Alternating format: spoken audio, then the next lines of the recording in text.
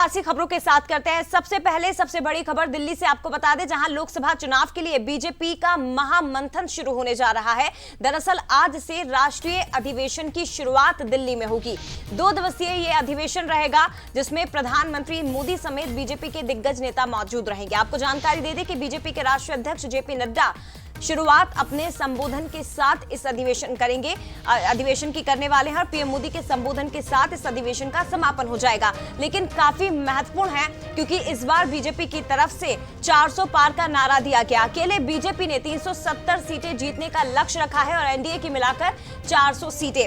खास बात यह है कि 2014 में बीजेपी ने बहुमत का आंकड़ा हासिल किया, 2019 में उसकी सीटों में इजाफा हुआ और इस बार 2024 के लोकसभा चुनाव में बीजेपी ने लक्ष्य रखा है 400 सीटें जीतने का।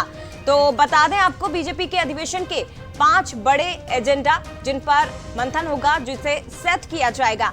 काशी मथुरा का प्रस्ताव इस अधिवेशन में लाना संभव है। जिस तरह से अयोध्या में भव्य मंदिर का निर्माण हुआ, उसी प्रकार काशी मथुरा का प्रस्ताव लाया जा सकता है। लोकसभा चुनाव में 370 सीटें जीतने का लक्ष्य रखा गया है। इसी पर प्रधानमंत्री मोदी मंत्र देंगे।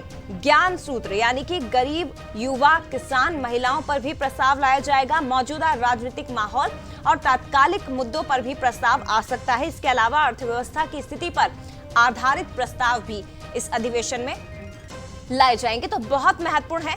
हमारे साथ मनोज जी लगातार जुड़े हुए। मनोज जी, 2 दिवसीय राष्ट्रीय अधिवेशन लोकसभा चुनाव से ठीक 2 महीने पहले इस अधिवेशन का, और खास बात यह कि 370 सीटें अकेले बीजेपी और 400 का जो नारा दिया गया है उसे हासिल करने के लिए क्या कुछ मंत्र दिए जा सकते हैं सर? देखिए जया, बड़ा रणनीतिक तौर पर भारतीय जनता पार्टी अपना काम करती है और इसीलिए बीजेपी कुछ अलग दिखाई देती है एक एक चीज की। आप देखिए, धारा 370 की बात आपने देखा और 370 जीतने का लक्ष्य, और 370 जीतने के बाद अब मोदी ने कह दिया कि बूथ पर 370 वोट। आप समझिएगा कि किस तरह वोट ऑफ परसेंटेज 10% बढ़ाने की बात भारतीय जनता पार्टी की तरफ से कही जा रही थी, तो वो सब दिखाई देने वाला। लेकिन इससे महत्वपूर्ण बात यह है कि ये जो अधिवेशन हो रहा है, ये उस दौर में हो रहा है जब हमने देखा कि राम मंदिर की प्राण प्रतिष्ठा हुई है। तो जो हम अभी एजेंडा दिखा रहे थे, इसमें एक और एजेंडा हम ये कह सकते हैं कि ये भी रहेगा। मुझे लगता है जैसे ही प्रधानमंत्री नरेंद्र मोदी पहुंचेंगे तो उनका स्वागत भी इस बार होगा, इस बारे को लेकर कि प्रधानमंत्री नरेंद्र मोदी के नेतृत्व में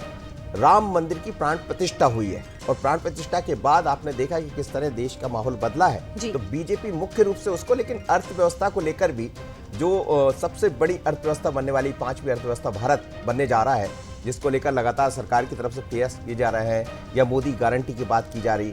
लेकिन 350 से ज्यादा, 370 से ज्यादा 400 का जो लक्ष्य रखा गया, एक चीज और इसमें दिखाई देगी कि भारतीय जनता पार्टी जो चाह रही कि कांग्रेस मुक्त भारत, तो उस लाइन पर भी कुछ चीजें ऐसी दिखाई देंगी।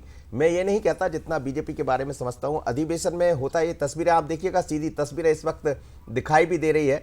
भारतीय जनता पार्टी के दफ्तर की अमित शाह जाते हुए नजर आ रहे हैं। और ये देखिए आप, ये बीजेपी की खासियत भी होती जाए कि एक एक व्यक्ति को लाइन में लगना होता है। कार्यकर्ता कोई भी हो, आप कहीं भी पहुंच जाइए, लेकिन अनुशासन जो दिखाई देता है, और इसी अनुशासन की बदौलत आज भारतीय तरुण चुग दिखाई दे रहे हैं, साथ में अमित शाह नजर आ रहे हैं, और भी तमाम पदाधिकारियों का आप देख सकते हैं भारतीय जनता पार्टी के, जो आज अधिवेशन में दिखाई दे रहा है। जी, निश्चित तौर पर तो ये तस्वीरें आप देख सकते हैं। केंद्रीय गृह मंत्री अमित शाह, जो कि अधिवेशन में शामिल होने के लिए पहुंच गए हैं। शुरुआत आज से इस अधिवेशन की होने जा रही है।